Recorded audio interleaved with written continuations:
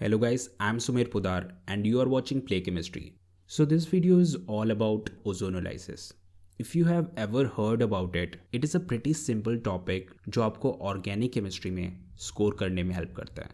Whether it's your 11th, 12th or competition, this topic is going to help you a lot in scoring. So basically I will be telling you few examples of ozonolysis that are necessary and sufficient to understand it completely. So before we start it, I want to tell you about few videos on our channel that you must go through. Complete IUPAC naming in 1 hour, complete isomerism in 30 minutes, complete chemical bonding in 30 minutes and complete periodic table in 10 minutes. So let's do ozonolysis in this video in shortest time possible. So let's start with our first example. So we have an alkene और हमें इसका ozonolysis करना है. सो ozonolysis करने के दो तरीके हैं. सो फर्स्ट है using step by step following mechanism और दूसरा मेथड है यूजिंग अ ट्रिक. तो इस एग्जांपल में और आने वाले कुछ एग्जांपल्स में I will be using a trick. So I have a compound with a double bond और मुझे इसका ओजोनोलाइसिस करना है. So how do we do that? Ozonolysis करने के लिए हमें कुछ रीएजेंट ऐड करने पड़ते हैं. So we add ozone in the presence of zinc and water. So क्योंकि अब हम डबल बॉन्ड में ओजोन को ऐड कर रहे हैं, so that's why this process is called ozonolysis. So the first point that you need to know is ozone compound में present double bond और ट्रिपल बॉन्ड को अटैक करता है. सो यहाँ पे हमारे पास एक डबल बॉन्ड है, सो इस पे ओजोन अटैक करेगा. इस वाले एग्जाम्पल में हमें ट्रिक यूज करना है. So what is the trick? So put an oxygen just above the double bond of this compound. Now break oxygen as well as double bond like this. Now shift this first oxygen with the first part and second oxygen with the second part. So this is what we get. The first one is aldehyde and the second one is also an aldehyde. So ये था ozonolysis, but इसी के parallel हमें एक और reaction करना है and that is oxidation. So oxidation, as you know, it is adding oxygen.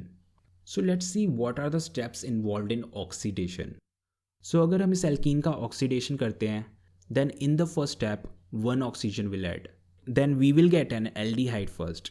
अब next step में ये aldehyde carboxylic में change हो जाएगा. Now it has 2 oxygen. तो पहले स्टेप में एक ऑक्सीजन ऐड हुआ और दूसरे स्टेप में एक और ऑक्सीजन ऐड हुआ. So this is oxidation. So using an oxidising agent we will get carboxylic instead of aldehyde. Now let's come to this compound. Ozonolysis करने पे हमें 2 एल्डिहाइड्स मिले थे, बट अब हमें इसका ऑक्सीडेशन करना है और ऑक्सीडेशन करने के लिए हम एक ऑक्सीडाइजिंग एजेंट का यूज़ करेंगे एंड दैट इज पोटेशियम परमंगनेट यानी कि KMnO4. सो KMnO4 यूज़ करने पे हमें यहाँ पे 2 एल्डिहाइड की जगह 2 कार्बोक्सिलिक मिलेंगे. So this is first carboxylic and this is second carboxylic. So ozonolysis में जो पार्ट एल्डिहाइड बन रहे थे वही पार्ट ऑक्सीडेशन के टाइम पे कार्बोक्सिलिक बन गए. Now second example. So this is again an alkene. अब हमें इसका ओजोनोलाइसिस करना है. So let's do its ozonolysis and see what we get. So again, put an oxygen just in the front of double bond. Now break it like this. Shift first oxygen with the first part and second oxygen with the second part. So this time, the first compound we get is a ketone and the second compound we get is an aldehyde. So इस बारी हमें एक ketone मिला और एक aldehyde. So this is what we get. So basically हमारे पास alkene कैसा है that will decide whether we will get an aldehyde or a ketone. तो ये था ओजोनोलाइसिस. अब बारी ऑक्सीडेशन की. तो हमें ऑक्सीडेशन के स्टेजेस का पता है. एल्कीन से पहले एल्डिहाइड बनता है और फिर एल्डिहाइड से कार्बोक्सिलिक. बट अगर हमारा एल्कीन से कीटोन बना तो नेक्स्ट स्टेज में क्या होगा? Nothing will happen in next stage. Ketone के शेप के कारण it will not oxidise any further. Do you think इस कार्बन के पास ऑक्सीजन अकोमोडेट करने के लिए कोई स्पेस बचा? नहीं, this carbon can't accommodate any other oxygen. So ketone oxidation के बावजूद भी कीटोन ही रहेगा, it will not change any further. So let's do oxidation of this compound with KMnO4। Ozonolysis के टाइम पे हमें एक कीटोन और एक एल्डिहाइड मिला था, बट ऑक्सीडेशन के टाइम पे हमें एक कीटोन और एक कार्बोक्सिलिक मिलेगा। तो आप नोटिस कर सकते हो ओजोनोलाइसिस के टाइम पे जो पार्ट एल्डिहाइड था वो ऑक्सीडेशन के टाइम पे कार्बोक्सिलिक में चेंज हो गया, और जो पार्ट ओजोनोलाइसिस के टाइम पे कीटोन था वो ऑक्सीडेशन के टाइम पे भी कीटोन ही है। अब बारी है थर्ड एग्जाम्पल की। So now we have a cyclic compound with a double bond. अब हमें इसका ओजोनोलाइसिस करना है, तो अब क्या होगा? नथिंग न्यू, सेम ही काम करना है। Put oxygen in the front of double bond and now break it. Shift first oxygen here and second oxygen here. So now we get this, we get 2 aldehydes. और special बात यह है कि दोनों के दोनों एल्डिहाइड्स एक ही कंपाउंड में हैं। Both of them are connected. Now let's redraw it. So this is what we get, a compound with 3 carbons and 2 aldehydes. A fourth example. So again, it's a cyclic ring with a double bond. So let's do its ozonolysis quickly and see what's different. Place an oxygen just above the double bond and break it. First oxygen को first part के साथ and second oxygen को second part के साथ। तो इस बार हमें क्या मिला? We get an aldehyde and a ketone, और दोनों के दोनों एक ही कंपाउंड में। Now redraw it like this. अब आपका काम यह है कि आपको इसकी नेमिंग करनी है, and how to do its naming you can learn that from IUPAC naming video. So if you haven't watched it yet, you should watch that. So after ozonolysis, we get an aldehyde or a ketone depending on the structure of the compound we have. तो हमने alkene का ozonolysis कर लिया, अब बारी है alkyne की. So this is a compound with a triple bond. So ये है हमारा एल्काइन और हमें इसका ओजोनोलाइसिस करना है. So it's going to be slightly different. No major difference, but there is a little bit difference. So let's do its ozonolysis. सबसे पहले तो put an oxygen just above the triple bond. Now divide oxygen and triple bond like this. तो इस बार आप notice कर सकते हो कि इस बार हमने ट्रिपल बॉन्ड के सिर्फ 2 बॉन्ड्स को ब्रेक किया है और एक बॉन्ड को हमने एज इट इज रहने दिया. And this bond will be the reason for connection between this carbon and this carbon. तो 2 बॉन्ड्स ब्रेक हो गए, एक बॉन्ड बच गया. Now connect first oxygen with the first part and second oxygen with the second part. So this is what we get. You can see इस बार इन दोनों carbons में अभी भी कनेक्शन बना हुआ है, बट अगर हम डबल बॉन्ड के केस में ये ओजोनोलाइसिस करते हैं तो ये दोनों अलग अलग कंपाउंड्स बनते हैं. बट क्योंकि ट्रिपल बॉन्ड में हमारे पास एक बॉन्ड था जो हमने तोड़ा नहीं, उसके कारण से ये दोनों पार्ट्स कनेक्टेड हैं. So this time we have a ketone here and another ketone here. तो इस बार ही हमारे पास 2 कीटोन्स हैं. सो ट्रिपल बॉन्ड के ओजोनोलाइसिस में सिर्फ एक ही डिफरेंस है. We are not getting 2 different compounds but a single compound because there is a bond which is connecting both. तो ये था ट्रिपल बॉन्ड का ozonolysis using a trick. Now let's move to the next stage. हमने trick से तो ozonolysis कर लिया, अब बारी है मैकेनिज्म को यूज़ करके ओजोनोलाइसिस करने की. तो सबसे पहले एल्कीन का ओजोनोलाइसिस करते हैं using complete mechanism. So we have butene here. तो सबसे पहला स्टेप है ओजोन ऐड करना इन द प्रेजेंस ऑफ CH2Cl2 यानी कि dichloromethane. So we are adding ozone in the presence of dichloromethane. So what is dichloromethane? Why are we using that? It's because it is a good solvent. तो इसमें सभी organic compound dissolve हो जाते हैं easily. So let's see what we get after the first step. So after using ozone in the presence of CH2Cl2, we will get a structure which is called ozonide. So ये है हमारे पास butene और इस butene से हमारे पास ये structure बनेगा और इस स्ट्रक्चर को हम ब्यूटीन ओजोनाइड कहेंगे. अब next step, now we have to add zinc in the presence of water. तो ये क्या करेगा? ओजोनाइड स्ट्रक्चर एक अनस्टेबल स्ट्रक्चर है.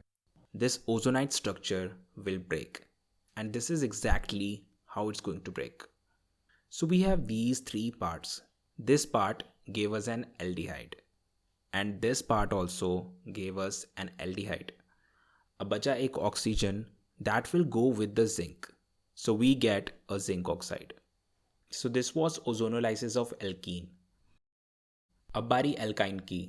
So let's use mechanism and do its ozonolysis. तो सबसे पहला step, add ozone in the presence of CS2Cl2. So this is what we get. We get an ozonide.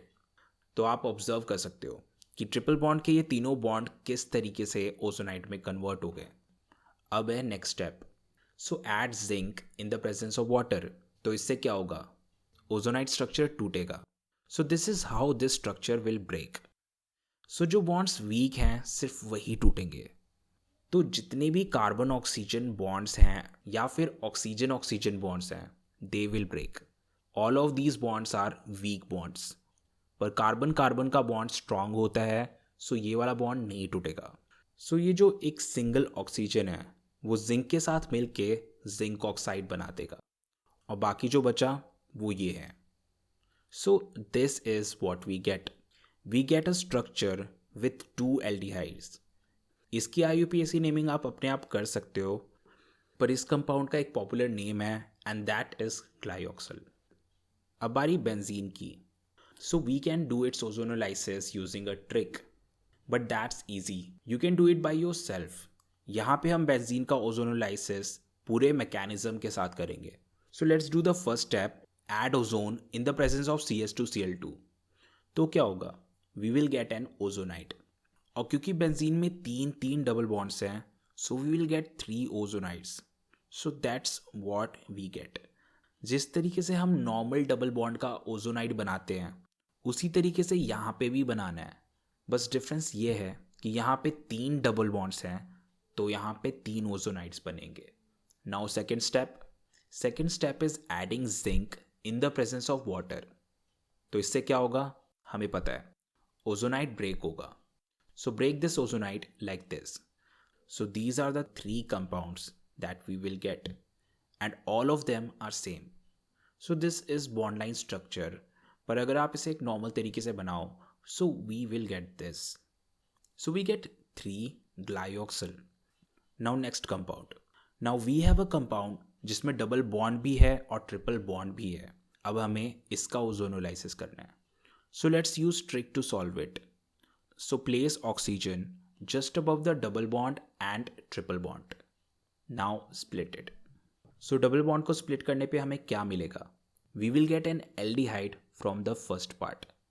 And this carbon on second part, ये भी aldehyde ही बन जाएगा. Now look at this second split. यहाँ पे हमारे पास triple bond है. So we know क्या होने वाला है. So this is what we get. We will get a ketone and an aldehyde. तो हमारे पास इस कंपाउंड में 2 एल्डिहाइड्स हैं और एक कीटोन. Now next question. अब इस क्वेश्चन में स्पेशल ये है कि हमें एंड प्रोडक्ट पता है और उस एंड प्रोडक्ट को देख के हमें यह बताना है कि ये किस कंपाउंड के ओजोनोलाइसिस से बना होगा. So we have ethanol, glyoxal and propanone. अब हमें यह बताना है कि ये तीनों किस कंपाउंड के ओजोनोलाइसिस से बना है. सो let's do it. So place all of these compound side by side like this. अब इन 2 ऑक्सीजन को कंपाउंड से बाहर निकाल दो और दोनों डबल बॉन्ड्स को कनेक्ट कर दो. अब सेम काम करना है यहाँ. Remove oxygens and connect double bonds.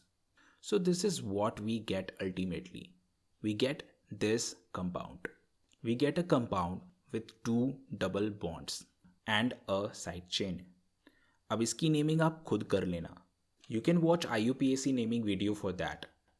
So this is everything you need to know about ozonolysis. So ozonolysis is over. तो next video में I will be telling you about general organic chemistry inside out. So this was ozonolysis thoroughly in shortest time possible and you are watching Play Chemistry. Don't forget to subscribe, like and share.